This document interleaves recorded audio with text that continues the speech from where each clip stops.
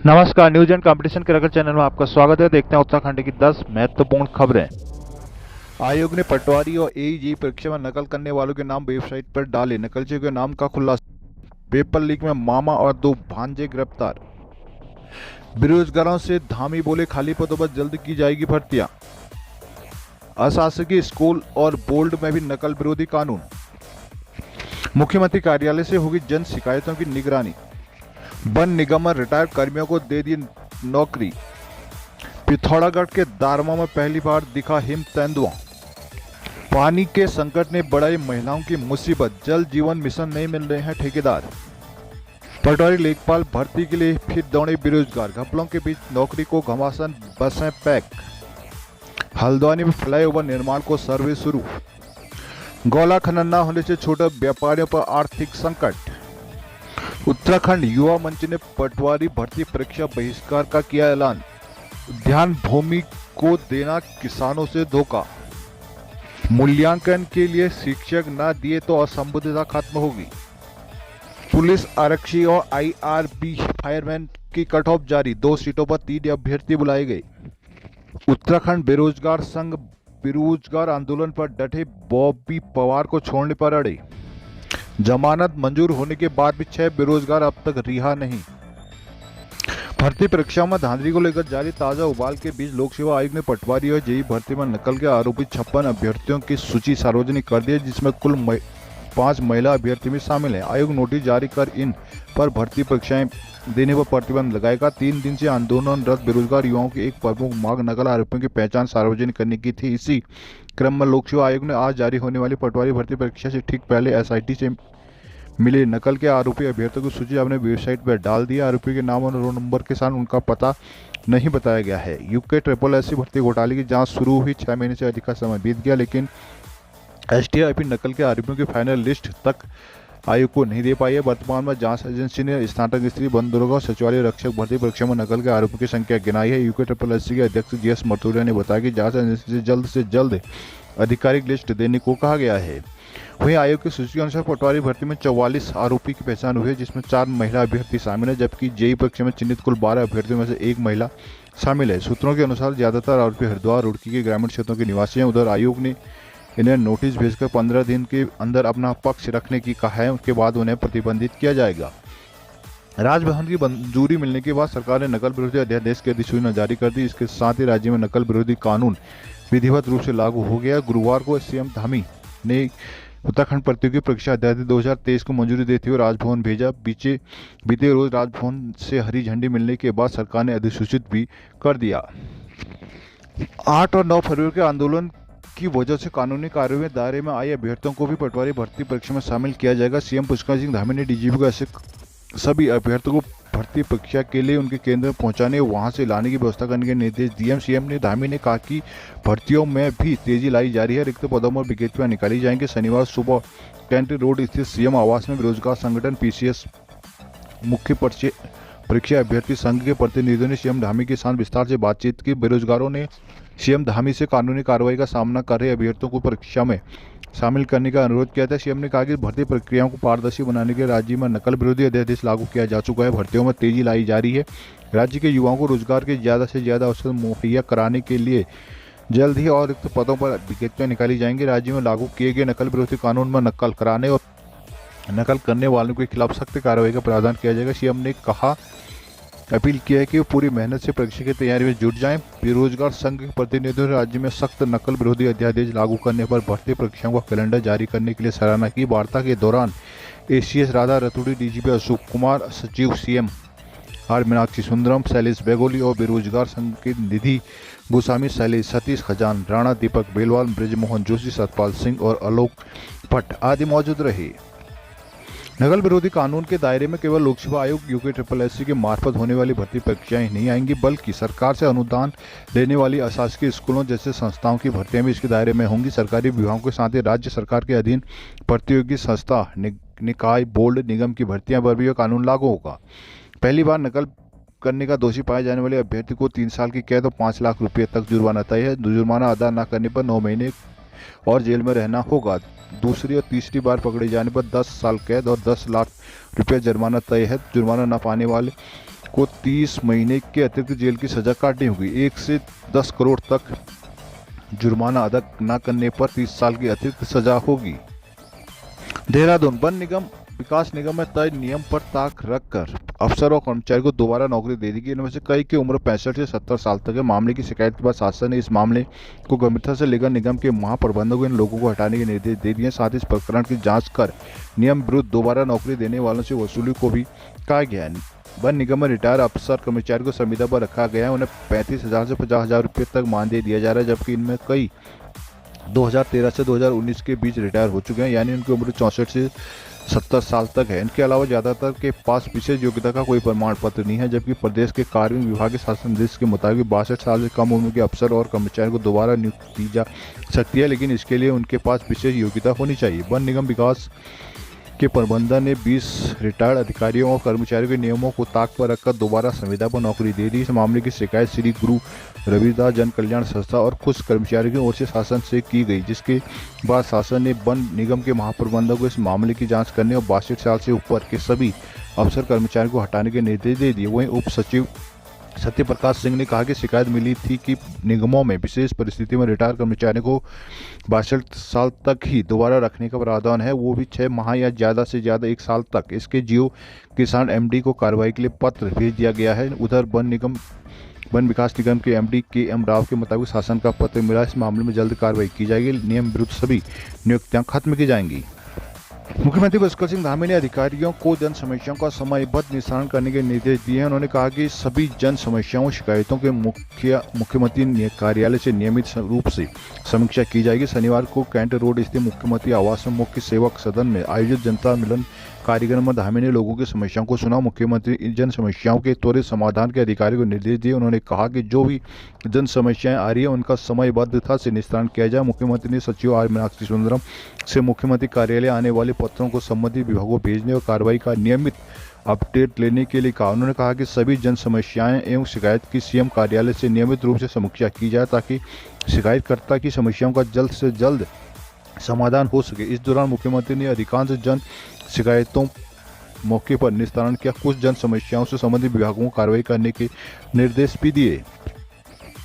पिथौरागढ़ भारत चीन सीमा से लगते धारचूला के उच्च हिमालय क्षेत्र दारमा पहली बार दुर्लभ हिम तेंदुआ दिखाई दिया। वो ये पहली बार जब किसी व्यक्ति ने इसे सामने से देखा। इससे पहले 2015 में, बाकी 2020 में मुनस्यारी की गोरी घाटी में हिम तेंदुए के फोटो WWF ने कैमरा ट्रैप में कैद किए थे। International union for conservation of nature IUCN ने हिम तेंदुए को संकटग्रस्त जानवरों की श्रेणी में रखा है। पिथौरागढ़ के उच्च हिमालयी क्षेत्रों में पर्यावरण संरक्षण और साहसिक पर्यटन के 10 साल से वन निगम के साथ काम कर रही माउंटेन राइड टीम के सदस्यों ने इस दुर्लभ जीव को कैमरे में कैद कर लिया। फोटो क्लिक करने वाले जयेंद्र सिंह फिरमाल बताते कि 4 फरवरी की शाम उनके लिए खास थी। शाम 5 बजे टीम भ्रमण पर थी, तभी बर्फ से सटी दारमा घाटी की बड़ बैनाती नाम की पहाड़ी पर उन्हें हिम तेंदुआ नजर आया। जयेंद्र कहते कि इस पल की टीम 6 साल से तलाश कर रही थी। माउंटेन राइड की टीम ने घाटी के अन्य गांव में हिम तेंदुओं को लेकर अध्ययन किया। फिल्म बॉन दांतू दुक्तू वॉलिंग में फुटप्रिंट मिले। शिक्षा विभाग ने सरकार से अतिथि शिक्षकों को पूरे साल का मानदेय देने की सिफारिश की है। अब तक काम करने की अवधि का मानदेय ही दिया जाता था। हालांकि अतिथि शिक्षकों के लिए स्थायी नीति मातृत्व अवकाश का लाभ, तदर्थ नियुक्ति व स्थायी शिक्षक की नियुक्ति होने पर समायोजन की मांग पर फैसला सरकार पर छोड़ दिया गया है। पिछले साल 2022 में अतिथि शिक्षकों ने आंदोलन किया था, जिसके बाद सीएम के निर्देश पर शिक्षा विभाग ने सरकार के अतिथि शिक्षकों के लिए प्रस्ताव बनाकर भेजा है, जिसमें कहा गया कि अतिथि शिक्षक बोर्ड परीक्षा और अन्य सरकारी कार्यों में सहायता करते हैं, इसलिए उन्हें दीर्घ अवकाश अवधि का मानदेय देना भी सही होगा। तदर्थ नियुक्ति, मानदेय बढ़ोतरी, मातृत्व अवकाश की मांगों पर कार्रवाई में देरी से नाराज अतिथि शिक्षकों ने आंदोलन की चेतावनी दी। माध्यमिक अतिथि शिक्षक संघ के प्रदेश अध्यक्ष अभिषेक भट्ट ने कहा कि भरोसे के बाद कार्रवाई नहीं की है।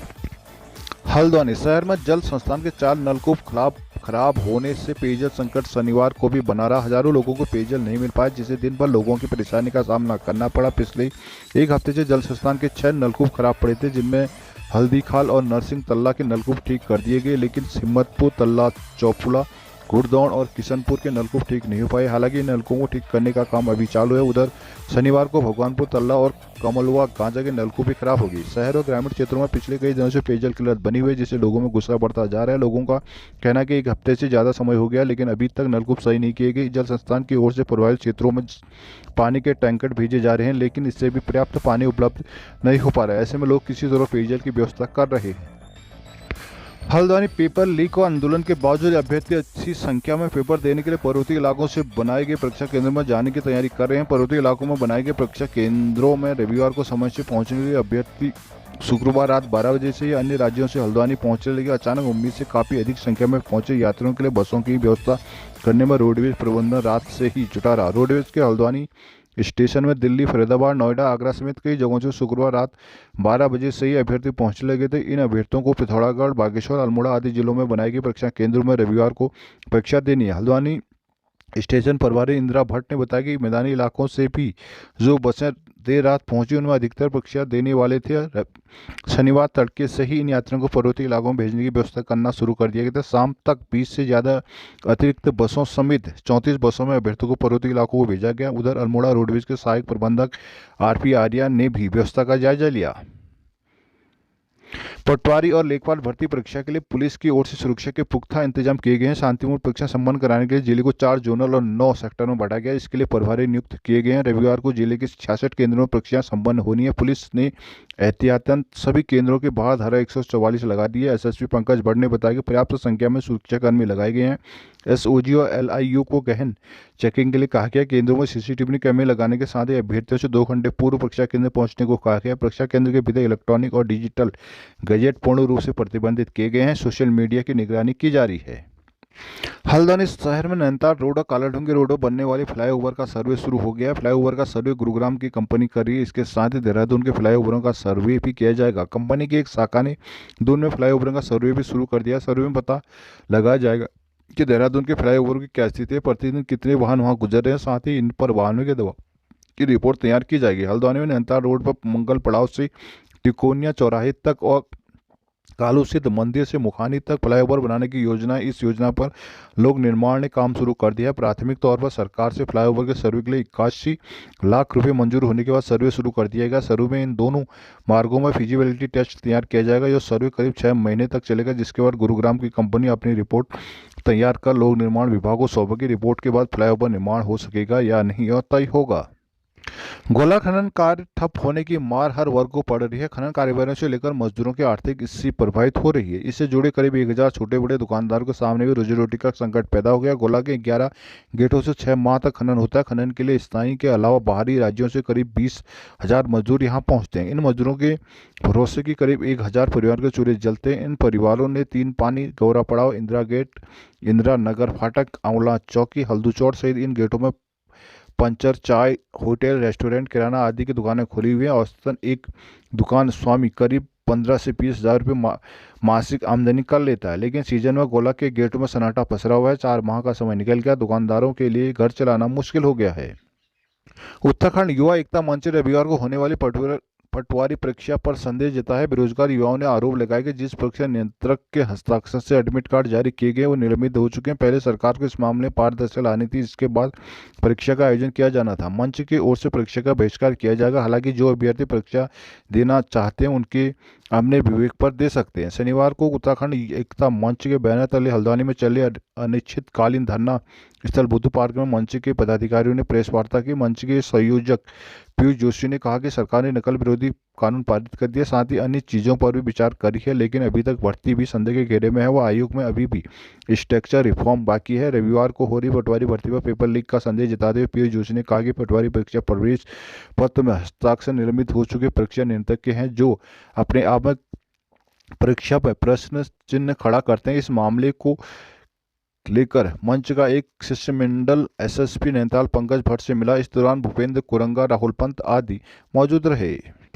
रामगढ़ में उद्यान की 4.5 एकड़ भूमि को औद्योगिक विकास निगम को हस्तांतरित करने के स्थानीय लोगों के विरोध को अखिल भारतीय किसान महासभा ने समर्थन दिया। महासभा ने भूमि हस्तांतरित करने को किसान व फल उत्पादकों के साथ धोखा बताया। शनिवार को प्रेस जारी बयान में अखिल भारतीय किसान महासभा के प्रदेश उपाध्यक्ष बहादुर सिंह जंगी ने भूमि को निःशुल्क हस्तांतरित करने का विरोध करते हुए ग्रामीणों के आंदोलन का समर्थन किया। उन्होंने कहा कि सरकार सिडकुल के नाम पर फल पट्टी की भूमि को खुर्द-बुर्द कर उद्योगपतियों को होटल खोलने या उद्योग स्थापित करने के लिए दे रही है। यह रामगढ़ क्षेत्र के सब्जी फल उत्पादक किसानों, बेरोजगार युवाओं के साथ धोखाधड़ी है, क्षेत्र की बर्बादी है। उन्होंने कहा कि रामगढ़ क्षेत्र में राजकीय उद्यान इसलिए खोला गया था कि फल पट्टी के किसानों को उन्नत तकनीकी और वैज्ञानिक तरीके से बागवानी कर आत्मनिर्भर बनाया जाए। बेरोजगार युवा भी उद्यान विभाग के कृषि वैज्ञानिकों से ट्रेनिंग प्राप्त कर सरकार की मदद से स्वरोजगार अपनाएंगे, लेकिन शासन प्रशासन के किसान विरोधी, बेरोजगार युवा विरोधी और पूंजीपति प्रस्त नीति के कारण ये बर्बाद होने के कगार पर खड़ा हो गया। उन्होंने उद्यान भूमि को बचाने को किसानों को, व्यवसायियों, युवाओं से आगे आने की अपील की है।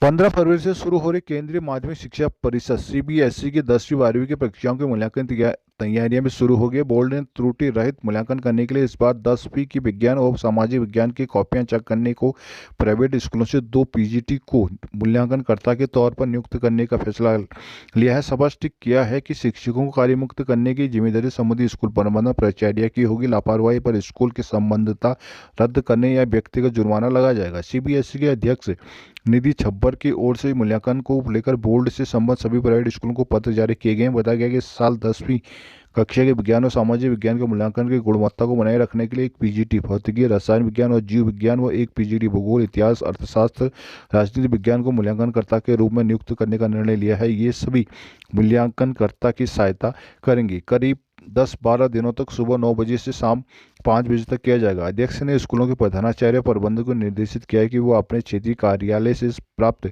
निर्देशों के अनुसार 2 पीजीटी शिक्षकों को तत्काल कार्यमुक्त करें। पब्लिक स्कूल एसोसिएशन के अध्यक्ष कैलाश भगत ने बताया कि बोर्ड का पत्र सभी स्कूलों को प्राप्त हो चुका है।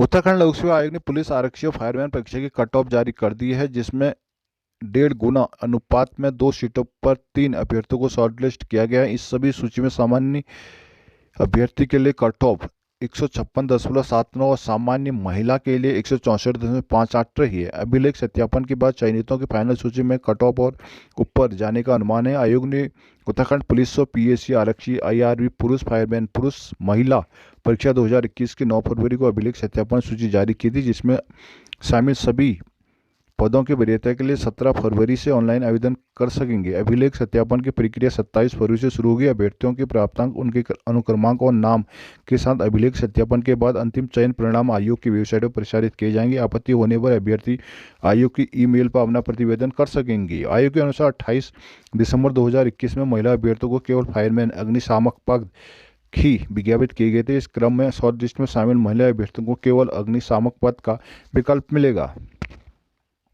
पटवारी भर्ती टालने, भर्ती घपलों की सीबीआई जांच और उत्तराखंड बेरोजगार संघ के अध्यक्ष बॉबी पवार और अन्य की रिहाई के लिए बेरोजगारों का धरना शनिवार को भी जारी रहा। वे देर रात धरने पर डटे रहे। उनका साफ कहना है कि पहले सभी मांगें पूरी हो तभी वो मौके से हटेंगे। कलेक्ट्रेट में शहीद स्मारक पर धरने पर बैठे बेरोजगार शनिवार को अपनी मांगों पर अडिग रहे। करीब दोपहर 12 बजे डीआईजी दलीप सिंह कुंवर पहुंचे। उन्होंने समझाने का प्रयास किया, कहा कि सरकार ने उनकी लगभग सभी मांगें मानी है। कुछ मांगों पर तकनीकी दिक्कत के कारण उनको देखा जा रहा है, लेकिन बेरोजगार संघ नहीं माने। वो बॉबी पवार की रिहाई और 12 फरवरी को पटवारी भर्ती परीक्षा स्थगित करने की मांग पर अड़े रहे। बार एसोसिएशन ने किया कैंपस खाली करने का अनुरोध। देहरादून बार एसोसिएशन के सचिव अनिल शर्मा ने पुलिस प्रशासन से कचहरी के पास धरने पर बैठे आंदोलनकारियों को हटाने का अनुरोध किया।